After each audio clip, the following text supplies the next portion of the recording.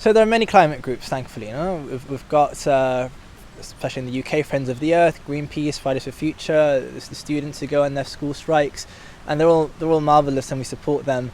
Exctinction Rebellion, though, gives people in the movement the added freedom of basically being more creative with their protests.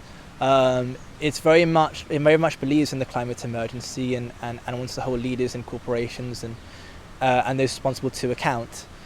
Okay, so Madrid obviously is the venue for this latest round of UN climate talks. What were the messages that Exctinction Rebellion looked to put across in Spain's capital? Well, I think the overarching message is that this is not enough. These annual conferences are a bit of a farce. It's for world leaders to kind of have their sort of stump speech and not do very much else afterwards. It also is an opportunity for corporations and governments to what we call greenwash, which is basically portray an image of them being productive on the environment when actually at home they're not really doing enough. I hear the voice of my great-granddaughter singing climate justice now. For anyone who's looking at these images of your action outside Zara in Madrid, or indeed for anyone who's seen some of the actions taken by Exctinction Rebellion in London, who thinks that they're unnecessarily disruptive, what would you say to them? Look, I would say that if we carry on the road that we're on, and for some people the crisis is very much daily around the world, especially in the global south. If we carry on the way that we're going on, the disruption will be far worse, I can tell you, than a protest or a disruption on a road.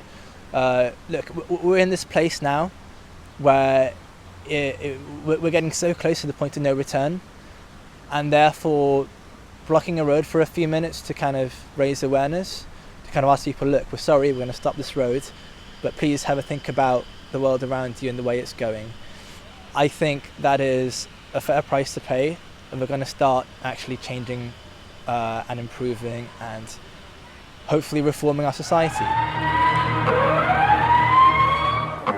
In Gibraltar we have very serious issues. We've got ridiculous levels of air pollution here, we've got a bunkering industry here, so there are many things that we could do in Gibraltar as well that doesn't involve like getting arrested, for instance, but that is the strategy in some places for sure.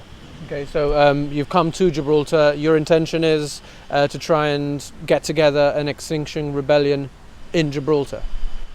Yeah, so we could do some really interesting things that kind of raise the alarm bells in terms of the climate emergency here, because like everywhere else really, not enough is being done. We have, like we have here, wonderful areas of natural beauty, and we want to conserve it, but we also want to make sure that as a society we kind of look towards sustainable alternatives.